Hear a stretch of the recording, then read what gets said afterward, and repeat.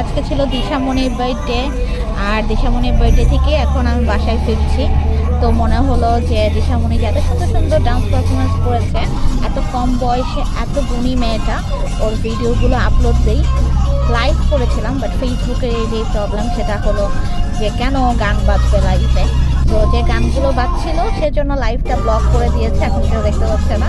তো যাই হোক, এখানে দেখতেই পাচ্ছেন অনেক বড় বড় ইনফ্লুয়েন্সাররা এসেছে, আর যারা টিকটকে অনেক ভাইরাল, ফেসবুকে অনেক ভাইরাল।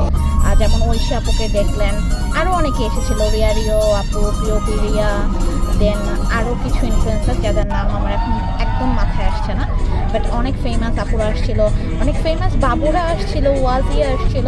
তো সেই ব্লগটা আমি ফুল বার্থডে ব্লগ আলাদাভাবে আপলোড দিব, কিন্তু এখন দিশামণি যে নাচুনুচু করেছে, আর দিশামণির আম্মু মামা সবাই মিলে অনেক সুন্দর করে পারফরমেন্স করেছে।